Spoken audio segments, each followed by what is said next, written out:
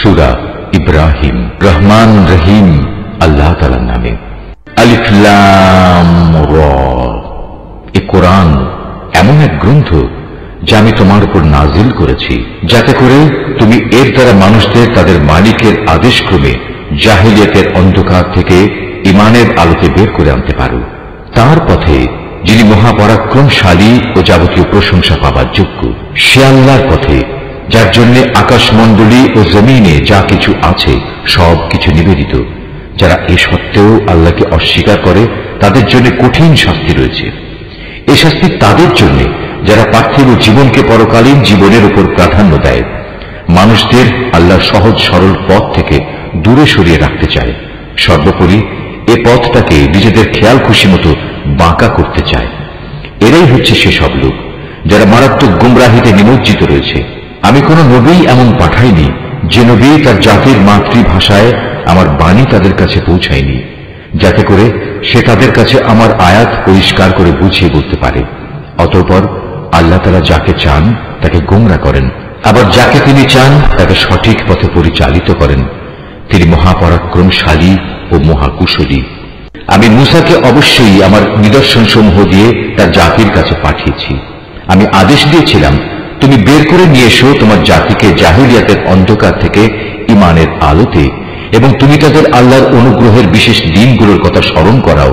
যারা একান্ত ধৈর্যশীল ও পরম কৃতজ্ঞতা পরায়ণ, তাদের জন্য এই ঘটনার মাঝে অনেক নিদর্শন রয়েছে। মূসা যখন তার জাতিকে বলেছিল, তোমরা তোমাদের উপর আল্লাহ তাআলার নিয়ামত সমূহের কথা স্মরণ করো, বিশেষ করে যখন তিনি তোমাদের ফেরাউনের সম্প্রদায় থেকে মুক্তি দিলেন, যারা তোমাদের কঠোর শাস্তি দিত, তোমাদের ছেলেদের হত্যা করত, তোমাদের মেয়েদের জীবিত রাখত, তোমাদের মালিকের পক্ষ থেকে তোমাদের জন্য এত বড় ধরনের একটি পরীক্ষা নিহিত ছিল। স্মরণ করো যখন তোমাদের মালিক ঘোষণা দিলেন, যদি তোমরা আমার অনুগ্রহের শুকর আদায় করো তাহলে আমি অবশ্যই তোমাদের জন্য এই অনুগ্রহ আরো বাড়িয়ে দেব, আর যদি তোমরা একে অস্বীকার করো তাহলে জেনে দেখো আমার আযাব বড়ই কঠিন। মূসা তার জাতিকে আরো বলেছিল, তোমরা এবং পৃথিবীর অন্য সব মানুষ একত্রেও যদি আল্লাহর নিয়ামত অস্বীকার করো তাতে আল্লাহর কিছুই ক্ষতি হবে না, কেননা আল্লাহ তাআলা হচ্ছেন যাবতীয় অভাব অভিযোগ থেকে মুক্ত, প্রশংসার দাবিদার। তোমাদের কাছে কি তোমাদের আগেকার লোকদের সংবাদ এসে পৌঁছয়নি? নূহের, আদ, সামুদ সম্প্রদায়ের ও তাদের পরবর্তী জাতিসমূহ, যাদের বিবরণ আল্লাহ তাআলা ছাড়া আর কেউই জানে না। সবার কাছেই তাদের নবীরা আমার আয়াতসমূহ নিয়ে এসেছিল। অতঃপর তারা তাদের নিজেদের হাত তাদের মুখে রেখে কথা বলতে তাদের বাধা দিত এবং বলতো, যা কিছু পয়গাম নিয়ে তুমি আমাদের কাছে প্রেরিত হয়েছ তা আমরা স্পষ্টত অস্বীকার করি। তাছাড়া যে দিনের দিকে তুমি আমাদের ডাকছ সে বিষয়েও আমরা সন্দেহে নিমজ্জিত আছি। তাদের রাসূলরা তাদের বলল, তোমাদের কি আল্লাহ তাআলা সম্পর্কে কোনো সন্দেহ রয়েছে, যিনি আসমান সমূহ ও জমিনের সৃষ্টিকর্তা? তিনি তোমাদের তার নিজের দিকে ডাকছেন যেন তিনি তোমাদের গুনাহসমূহ মাফ করে দিতে পারেন এবং একটি নির্দিষ্ট সময় পর্যন্ত তোমাদের অবকাশ দিয়ে সংশোধনের সুযোগ দিতে পারেন। এই কথার পর তারা বলল, তোমরা তো হচ্ছে আমাদের মতোই কতিপয় মানুষ। আমাদের বাপ দাদারা যাদের ইবাদত করত, তোমরা কি তা থেকে আমাদের বিরত রাখতে চাও? তাহলে তোমাদের দাবির পক্ষে আমাদের কাছে কোনো সুস্পষ্ট দলিল প্রমাণ নিয়ে এসো। নবীরা তাদের বলল, এটা ঠিক, আমরা তোমাদের মতো কতিপয় মানুষ ছাড়ার অন্য কিছু নই, কিন্তু আল্লাহ তাআলা তার বান্দাদের মধ্যে থেকে যাকে চান নবুয়তের দায়িত্ব দিয়ে তার উপর তিনি অনুগ্রহ করেন, আর আল্লাহ তাআলার অনুমতি ব্যতি রেখে দলিল উপস্থাপনের কোনো ক্ষমতাই আমাদের নেই। আর ঈমানদারদের তো এসব ব্যাপারে আল্লাহর ফয়সালার উপরে নির্ভর করা উচিত। তাছাড়া আমরা আল্লাহ তাআলার উপর নির্ভর করবই বা না কেন? তিনি আমাদের জাহেলিয়াতের অন্ধকার থেকে আলোর পথ সমূহে হেদায়েত দান করেছেন। এই আলোর পথে তোমরা আমাদের যে কষ্ট দিচ্ছ তাতে অবশ্যই আমরা ধৈর্য ধারণ করব। সর্বশেষে কারো উপর নির্ভর করতে হলে সবার আল্লাহর উপরে নির্ভর করা উচিত। কাফেররা তাদের রাসূলদের বলল, আমাদের ধর্মীয় গোত্রে তোমাদের ফিরে আসতেই হবে, নতুবা আমরা তোমাদের আমাদের দেশ থেকে বহিষ্কার করে দেব। অতঃপর ঘটনা চরমে পৌঁছলে তাদের মালিক তাদের কাছে এই বলে ওহী পাঠালেন, আমি অবশ্যই জালেমদের বিনাশ করে দেব, আর তাদের নির্মূল করে দেওয়ার পর তাদের জায়গায় আমি অবশ্যই তোমাদের প্রতিষ্ঠিত করব। আমার এই পুরস্কার এমন প্রতিটি মানুষের জন্য যে ব্যক্তি আমার সামনে জবাবদিহিতার জন্য দাঁড়ানোকে ভয় করে এবং আমার কঠোর শাস্তিকেও ভয় করে। এর মোকাবেলায় ওরা একটা চূড়ান্ত ফয়সালা চাইল, আর সে ফয়সালা মোতাবেক প্রত্যেক দুরাচার ও স্বৈরাচারী ব্যক্তি ধ্বংস হয়ে গেল। তার একটু পিছনে রয়েছে জাহান্নাম, সেখানে তাকে গলিত পুঁজ জাতীয় পানি পান করানো হবে। সে অতি কষ্টে তা গলধকরণ করতে চাইবে, কিন্তু গলধকরণ করা তার পক্ষে কোনো মতেই সম্ভব হবে না। উপরন্তু চারদিক থেকে তার উপর মৃত্যু আসবে, কিন্তু সে কোনো মতেই মরবে না, বরং তার পেছনে থাকবে কঠোর আযাব।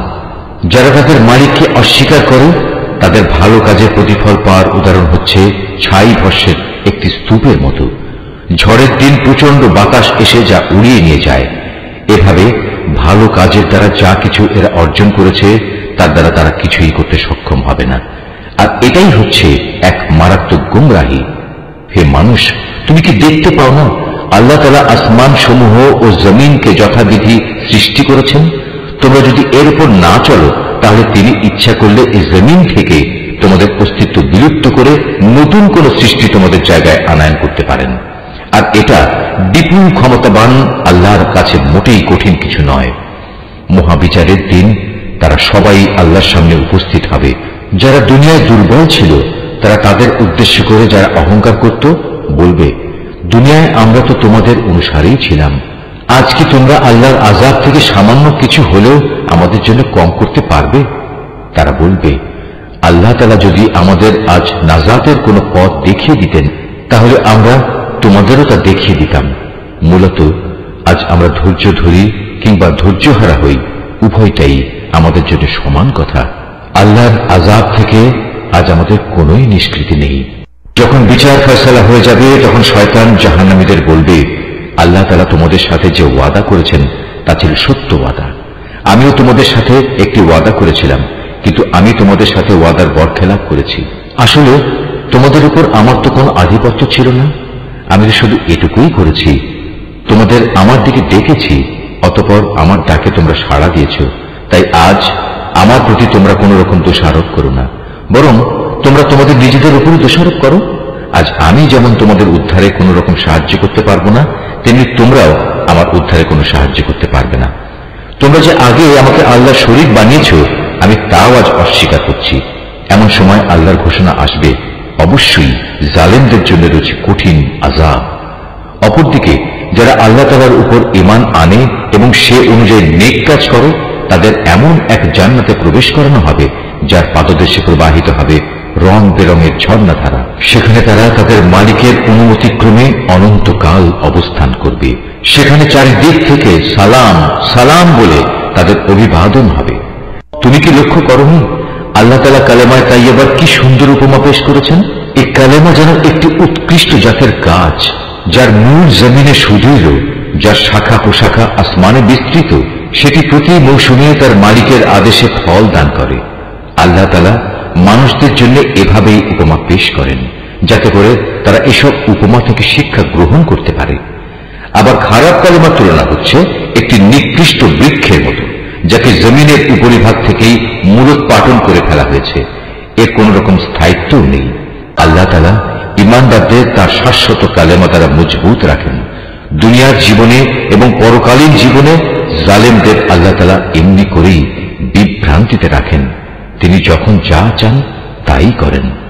হে নবী, তুমি কি তাদের অবস্থা পর্যবেক্ষণ করনি যারা আল্লাহ তাআলার নিয়ামত অস্বীকার করার মাধ্যমে তাকে বদলে দিয়েছে?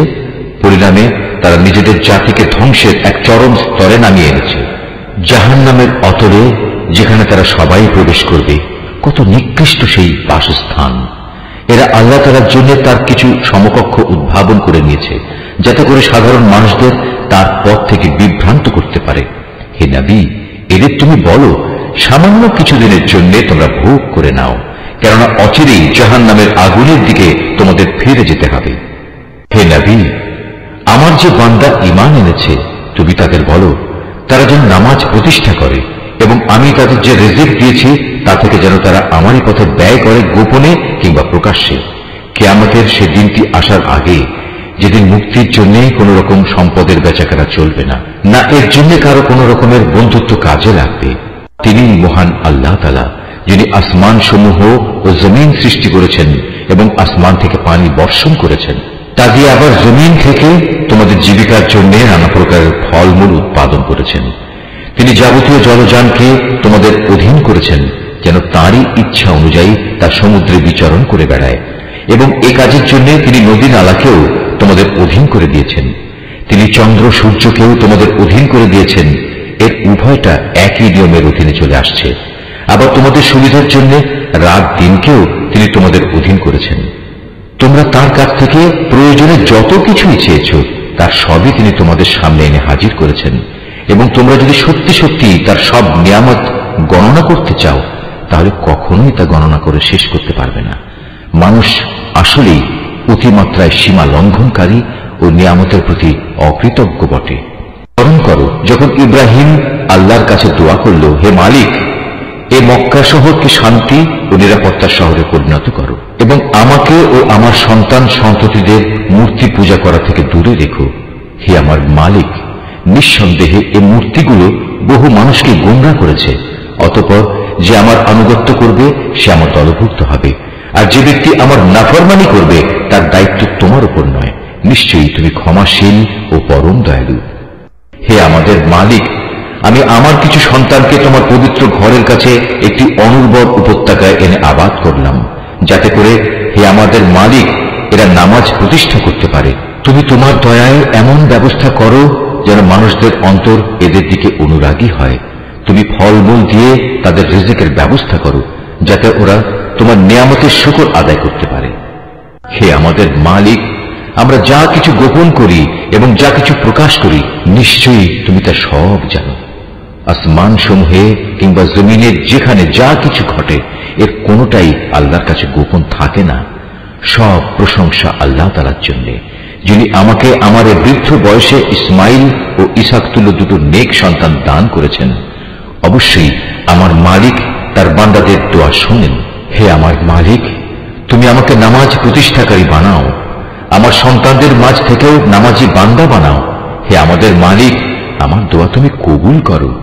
হে আমাদের মালিক, যেদিন চূড়ান্ত হিসাব কিতাব হবে, সেদিন তুমি আমাকে, আমার পিতা মাতাকে এবং সকল ঈমানদার মানুষদের তোমার অনুগ্রহ দ্বারা ক্ষমা করে দিও।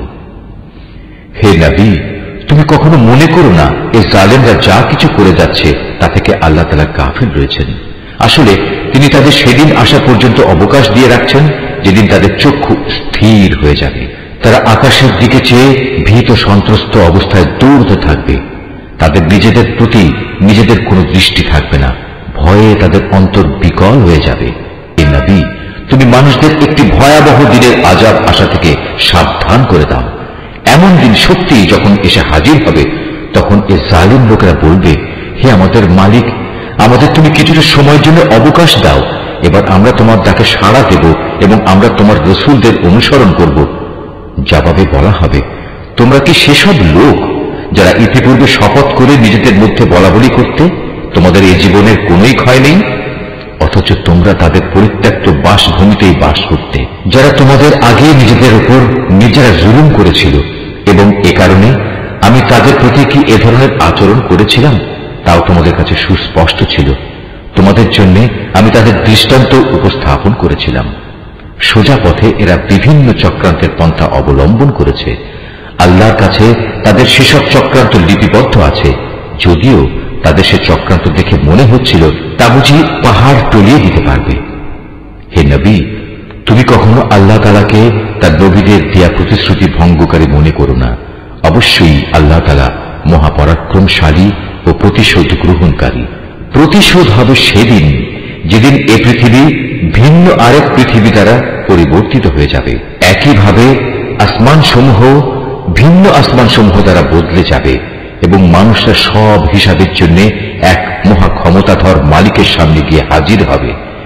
সেদিন তুমি অপরাধীদের সবাইকে শৃঙ্খলিত অবস্থায় দেখতে পাবে।